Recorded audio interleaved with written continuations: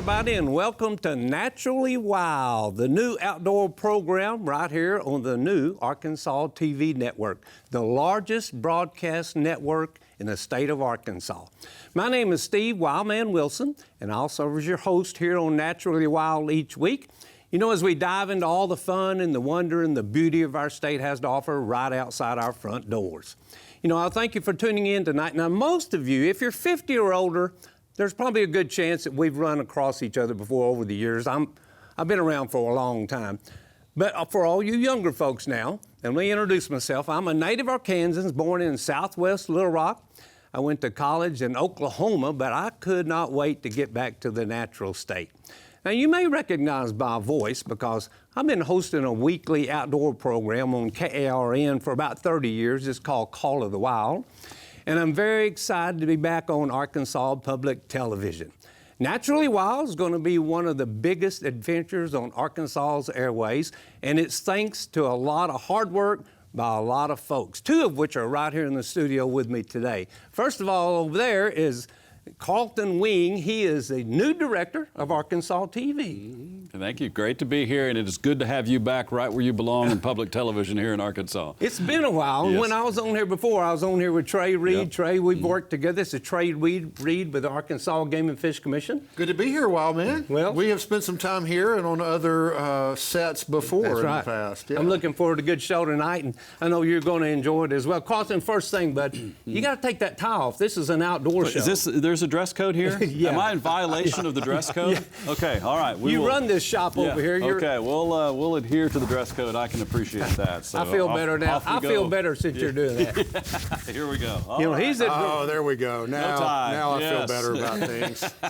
I'm not underdressed anymore. He's the director of AET, and there used to be AET, and I'm going to have a hard time getting used to it. Talk about your journey a little bit. I know you're a native of North Little Rock.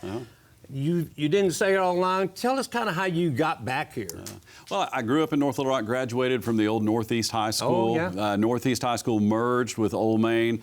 So my Northeast Chargers, we are now an adjective. So when you see the Charging Wildcats from North Little Rock, we were the Chargers of the Charging Wildcats. But grew up, always wanted, I worked in radio in high school, the old KEZQ, the easy listening station back then. I worked the midnight to 7 a.m. shift on the weekends. That's tough for a teenager to stay awake from midnight to 7 a.m. on the weekend playing elevator music. That's how we got started. But eventually followed my passion into sports, and I was a sportscaster in college, and then my first few jobs were in Salt Lake City, Utah, and Spokane, Washington. And every time I'd come home, I'd drop by all the TV stations in Little Rock, say, hey, as soon as you got an opening, I'm here. And Channel 4 was the first one that had an opening, and that's what brought me back home. So I was gone, all told, for 12 years, but came back in 1998, did the sports for Channel 4, and that's when you and I first got to do some stuff together. And we had a lot of fun doing some live shots and talking about the outdoors even back then. I started saying I used to come down there every week and just talk about hunting and fishing. Yeah. Of which a lot of people in the sports never hunt and fish. So that's kind of, you weren't a hunter and fisherman really, or an outdoorsman. No, I got an opportunity a lifetime in 2001 to host the national program for the FLW Tour, the professional bass fishing circuit. Yeah. And up until that point, I had not done that much in the outdoors. Most of my outdoors was on a golf course.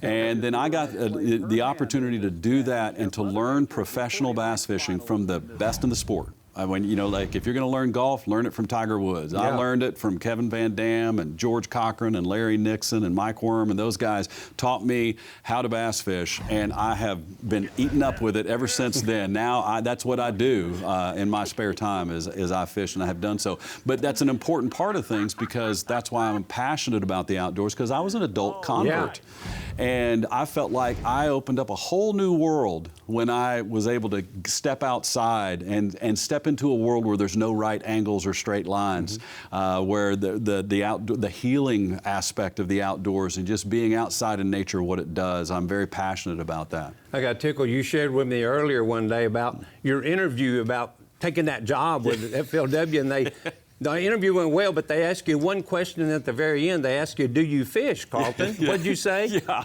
I figured that was an important question because the interview had been going very well up until that point. And they said, are you a fisherman, Carlton? Well, I better think about this. And I just kind of leaned forward and I said, I have fished. You have and they laughed about like that, but then they said, that's actually great. They said, because we want somebody to cover professional fishing like a sportscaster would, not like a fisherman would. They wanted to broaden the sport out and really mainstream professional fishing. And it was just an incredible experience. And I've done outdoors titles probably 15 or so over the years that have national programming. So outdoors is definitely a passion for us, and that's why it's so good to have it come back to our public television station where it belongs, because we have so much to showcase here. Yeah. It's not only a great thing for everybody to do, but it's a huge industry for the state of Arkansas as well. You're exactly right. Yeah. Trey's a little bit different story. We grew up hunting and fishing, and you were from Pine Bluff. Share a little bit about your story. Yeah, well, man, I grew up in southeast Arkansas, Pine Bluff, and after college went into the newspaper business. Was at the Pine Bluff Commercial, my hometown newspaper, then went to Arkansas Democrat Gazette and was the outdoor editor there after a couple years as a sports writer. We, like Carlton, started in sports. And then had a great opportunity to go to work for ESPN back in 05 and 06 when they actually owned the Bassmaster Tour at the time, and worked on a show called Bass Center. And it was unceremoniously dumped after about a year and a half. And I'm sitting around wondering, what are you going to do next? And I actually ran into a former game and fish commissioner at a Mexican restaurant in Little Rock, and he said, well, why don't you think about coming to work for us? And 20 years later, I've been at Arkansas Game and Fish that long. So, but I grew up hunting in southeast Arkansas with my dad and fishing. And these days, I probably fish more than I hunt. Mostly with the fly rod these days. Now, I'm not against conventional tackle. I'm not a fly rod snob or anything like that, but just what I prefer. And also travel a lot to fish. And I'm still a big duck hunter. That's my big pursuit. You know that. We've spent a lot of time in the duck woods together over the years when you were at Game and Fish. I started to say I was really glad you came over, because, I did the Talking Outdoors at the Corner Cafe show, which we're going to show some of those shows here in a minute. But you were my videographer and actually ended up being my co-host on the show for how many years? It was interesting. 10 years basically. I was with you over there because you had actually been here and then took the show elsewhere. And I think that's when you joined us. Your videographer didn't really work out. I didn't have a videographer, Trey. Well, you were gonna. I remember you wrote a memo. You were like, I'm not gonna do the show anymore. And you had done it for 20 years in some form or fashion here or elsewhere. And I said, whoa, wait a minute. Trey, I got you, man. You can tell how long that's been, folks, because he said 20. He said I wrote a memo. Yeah. We don't do that anymore. You send emails now. And so we do it a little differently these days. I remember outdoor programming here probably before y'all do. I'm a little bit older. And I thought we'd take a few minutes to kind of reflect back, look how all the programming used to be on here. Quite a few shows if you stop and look way back. The first one I remember was George Purvis and Dick Gregory from the Game and Fish Commission. Were you all around then? Were you born then even? Not when George started. That's hard to say. But I'm very familiar with who George Purvis is. Instrumental as a communications chief for Arkansas Game and Fish. And anybody who remembers the, what was that NBC show, Wide Wide World? Where the ducks came up off a Claypool. That was live. George helped engineer that. They kind of put that together, put Arkansas on the map nationally. Yeah, well, there's about 5 million ducks getting up off Seemed like it, at least. But he did a show on here called Arkansas Game and Fish Highlights, I think. He and Dick Gregory. And then I also remember, I think he did a couple shows at one time. He was on here and Channel 4. He was on Channel 4 on 6:15 and Saturday afternoons when football season wasn't going on. So I remember, that's how I remember. And the one thing I remember about that show, more than the content, was the buck deer running that little tune that they played. If you're over 50, you'll remember that with me, I'll guarantee you, because the buck deer was in the open of the show, and I'll never forget that. That was always my start. Well, and it speaks to the power power of the medium, of being able, when you can't be outside and you're stuck inside, but you're in front of a TV and you can see what's going on outside. It helps motivate you to get out there. And all of us can point to those shows that really had a powerful impact on us to be able to encourage us to get outside, see what's going on out there, and experience some things ourselves. And that's one of the things we hope to do, is to be able to inspire Arkansans to enjoy what we have right here, because it is special. You were one of the first people that taught me, when you go to other states and see what they have, and then you see what Arkansas has in terms of the outdoors, we are truly, truly blessed. I've learned this from you. We're one of the only states in the nation with an elk season and a gator season. Yep, that's right. And if you're going to have both of those, you've got a wide range of topography right there. We're the natural state. That's right. For a Talking reason. about the TV, I mean, we have such a rich tradition of outdoor television in Arkansas. People like Jerry McKinnis, you know, Fishing Hole on ESPN for decades. You national mentioned, shows. yeah, no, national shows. Dempsey produced FLW, McKenna, JM produced Bassmaster, still does for that matter. Wow. And so, you know, Carlton mentioned the importance of the outdoors as an industry in Arkansas, but in the outdoor television industry, very deeply rooted in this state as well. You know, one of the longest running outdoor shows here on, used to be ATN, Arkansas TV, was Arkansas Outdoors. I think Jim Holmes, the late Jim Holmes, was producer of that. And everybody remembers John Philpott and Phyllis Spear. That's right. The cooking part of it. I think you still air some of those. Yeah. Still one of our top shows on the network right here. Yeah. That was Arkansas Outdoors. And they actually, I was on some of those, you've been on there. I went out and did some hunting and fishing in the field, so we took the people outdoors where you could do that. But really, the cooking part was always very popular. Chuck Dovish did Exploring Arkansas here for many years. Still runs some of those episodes as well. Yep. And there's so much to explore in Arkansas. It is a never-ending line of stories that are available for us. Yeah, and I think Exploring Arkansas was more of the non-consumptive. You know, Trey and I did hunting and fishing, killing and catching shows. Hook and bullet. And we still do that, but I think Chuck more did a lot of personal interest stories, caving, some of the other outdoor recreations that we enjoy here in Arkansas that a lot of people don't even know we have, and let them around the state doing that too. Yeah, he's a great storyteller and had done that for years in his career, even before he came over here to do that. That's how he made a name for himself, finding those unique stories of what makes Arkansas special. Yeah, really. Trey, you'll remember that right here in this studio, we did some things called outdoor hotlines, where we would, now this is before technology was invented. We barely had electricity back then, but basically it was a statewide public meeting. In other words, Game and Fish would make rules and regulations, and they wanted public's opinion of it. We didn't have the internet and all that stuff. Back then, our only statewide public meeting was an outdoor hotline where we would set up, what, 24 phone banks here? We had a phone bank. Do you remember that?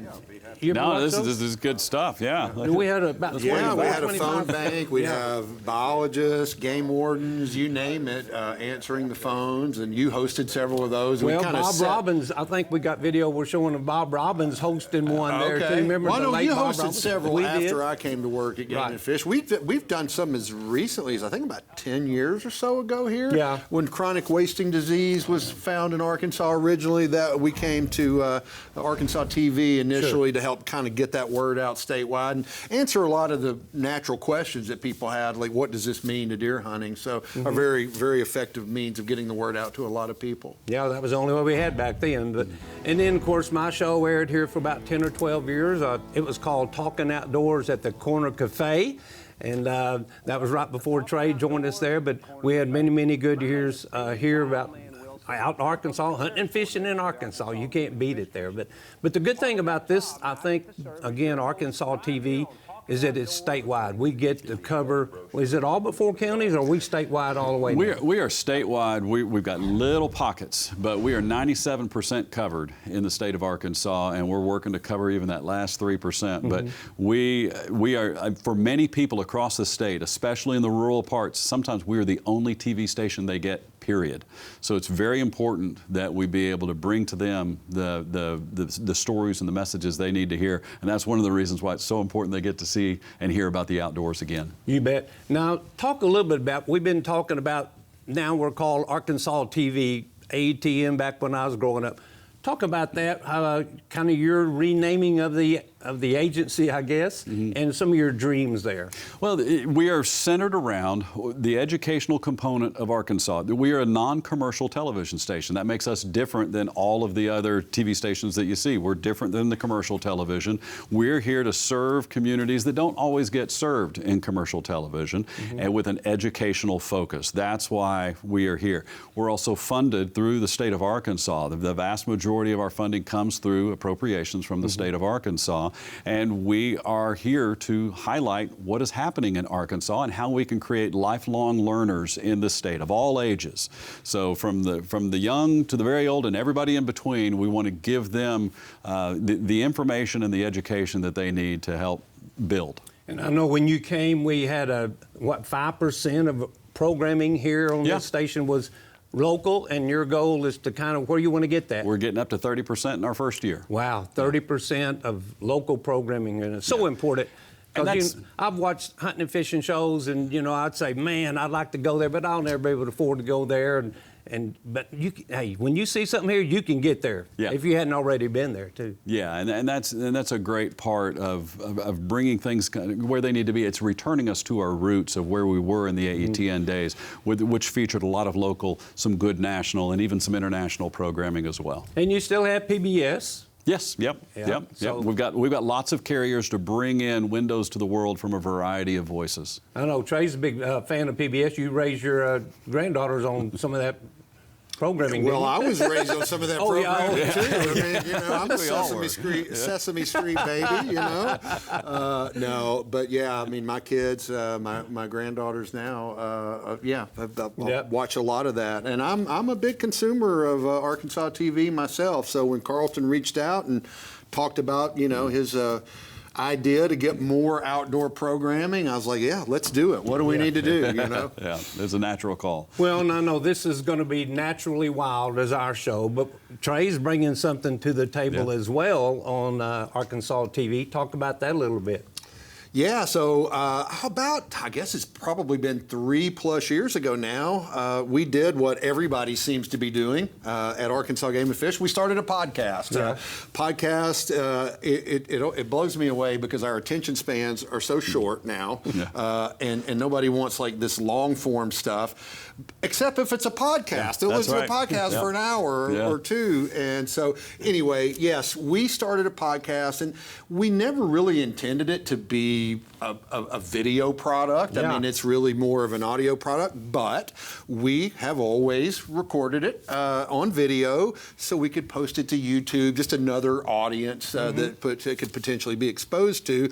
And so as I talked to Carlton about, how could, Game and Fish maybe fit into some outdoor programming here on Arkansas TV, that was sort of a natural. We're already doing it, not a lot of extra work that has to be done. Now, you'll be happy to know we are going to increase the production value a little bit. But, no, so essentially, the Game and Fish podcast that airs, you can get it on most podcast platforms, as I mentioned, on YouTube, on the Game and Fish YouTube channel, as well as you can go to agfc.com, the Game and Fish website, and find it there as well. But basically, it's going to be that same podcast, and we're just going to have another home for it here, hopefully expose some new people to it. And, the beauty of that podcast, Wildman, is that it's about, we talk about hunting and fishing, but what I think it does probably better than anything else is explain some of those why questions, answer those why questions. Why is this regulation in place? Why is there a certain length limit on a certain lake for fish?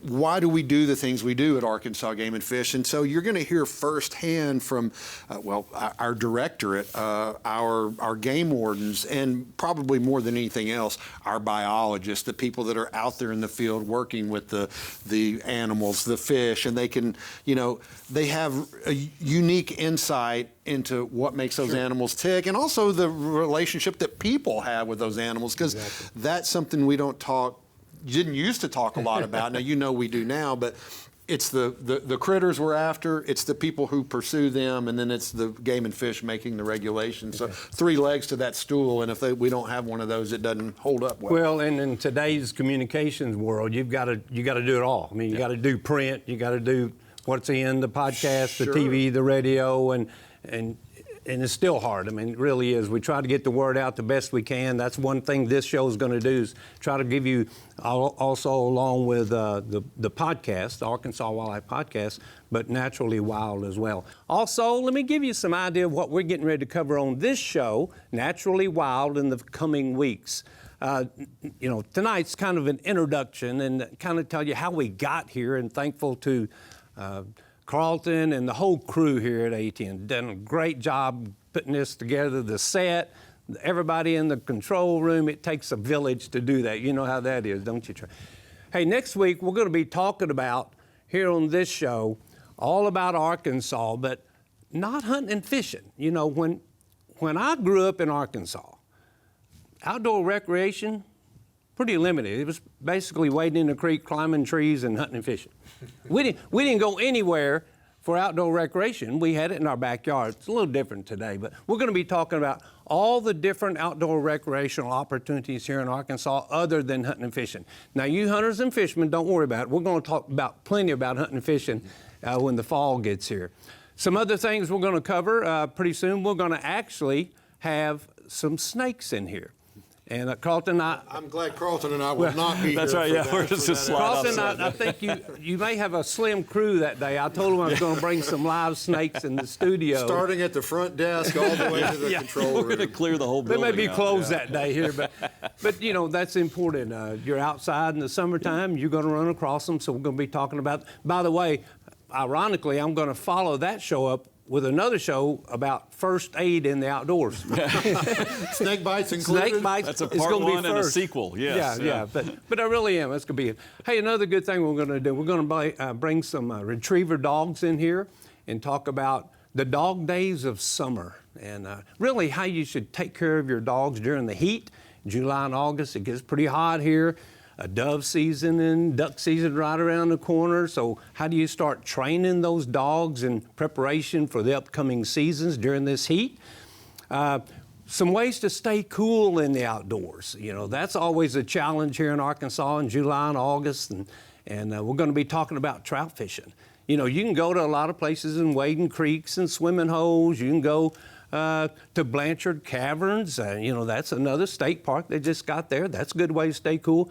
But nothing better than sitting on the bank of a trout fishing stream here in Arkansas and letting that cool breeze, kind of nature's air conditioner, if you will, cool you off. That's or actually get in the stream. Well, that's even better still. Yeah. It depends on how hot it is, but yeah, that water's up there. You know, August, I can bear that cold water. Yeah, tailwaters are great air conditioning systems in the summer. It really is. Yeah. That's Mother's Nature. Yeah. Too. Yeah. Hey, we're going to be doing a show also on becoming an outdoors woman. You know, a lot of people here in Arkansas, mainly men hunt, but that's a growing sport now. More ladies getting involved in all outdoors, especially hunting and fishing. But the Becoming an Outdoors Woman workshop we're going to be talking about is that they're, they do everything from floating to how to back a boat in the water. I hear a lot of guys going, I need to learn how to do that too. Yeah. That's not easy. But kayaking, not just killing and catching, hunting and fishing. It's more about, it's Arkansas outdoors. It's the total package here. What about mountain biking? You know, I just read where Arkansas is now the capital of mountain biking in the world. It's huge, especially in Northwest Arkansas. Talking about the industry, there is an entire industry springing up around mountain biking up there. Mm-hmm. But it's also spreading because it started, that genesis was there in Northwest Arkansas, and now Northeast Arkansas is putting in trails to compete. Central Arkansas, we've got that trail that's going to connect Little Rock to Hot Springs and other places as well. So that is definitely a growing industry, but people are coming to Arkansas just for that, and industry is following. Well, in fact, I saw on the news the other day now they got their first lift that actually you You can get it like a ski lift with no snow, but you put your bikes on there and it takes you up the top of the mountain and you can ride down. My son is extremely excited about that. Oh, no. You have to be under 20 to do something like that, wouldn't you? He's 32, so I think he's still got enough juice to do that. Maybe not me, but he does. Hey, before we go, I want to ask Carlton, how can folks find Naturally Wild? Well, that's the beauty of it, is that we have 10 transmitters that cover the entire state. We're the only signal that goes border to border, radio or television. And so you can find us on your TV. If you've got an antenna, that's where our towers hit. We're on your cable systems, streaming services, and we've also all over your social media as well. Just search for Arkansas TV, and then you'll be able to find Naturally Wild. There you go. Hey, I really don't care when you watch it or how you watch it, just as long as you watch it. And I'll see you next week right here on Naturally Wild.